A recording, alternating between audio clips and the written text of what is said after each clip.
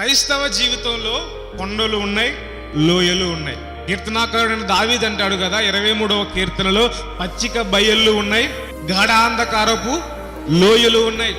క్రైస్తవ జీవితంలో షారోను వనము ఉంటుంది, లోయ అనుభవం కూడా ఉంది. కొండ అనుభవాన్ని చెప్తున్నారు కానీ లోయను గురించి ఎవరు చెప్పట్లేదు. ఓ ఆత్మీయుని జీవితంలో షారోను వనము వంటి అనుభవాలే కాదు, లోయ అనుభవాలు కూడా ఉన్నాయి.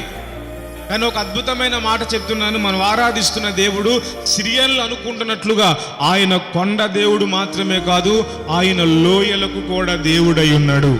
నీవు ఏ స్థితిలో ఉన్నా కూడా ఆయన నీకు తోడై ఉండి నిన్ను నడిపించు వాడై ఉన్నాడు. ఆయన గాఢాంధకారపు అనుభవం, చీకటి అనుభవాల్లో ఆందోళన ఉంటుంది. హృదయంలో ఏం జరిగిపోతుంది, ఏమైపోతుందో హృదయంలో ఆందోళన, భయము, కలవరము, నెమ్మది, అవమానము, దుఃఖము, కన్నీరే ఉంటాయి.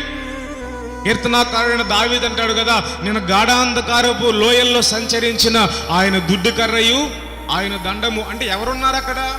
మనం ఆరాధిస్తున్న, మనం సేవిస్తున్న మన దేవుడు మనం లోయల్లో ఉన్నా, గాఢాంధకారపు చీకటిలో ఉన్నా, మనోవేదనలో ఉన్నా, దుఃఖములో ఉన్నా, ఎక్కలేని ఎత్తైన కొండ మీద ఉన్న ఆయన నిరంతరము మనకు తోడయుండు వాడై ఉన్నాడు. దేవుడు నిన్ను కొండలకు ఎక్కించువాడు మాత్రమే కాదు, లోయల్లో కూడా తన చేతిని పట్టుకుని నడిపించువాడై ఉన్నాడు.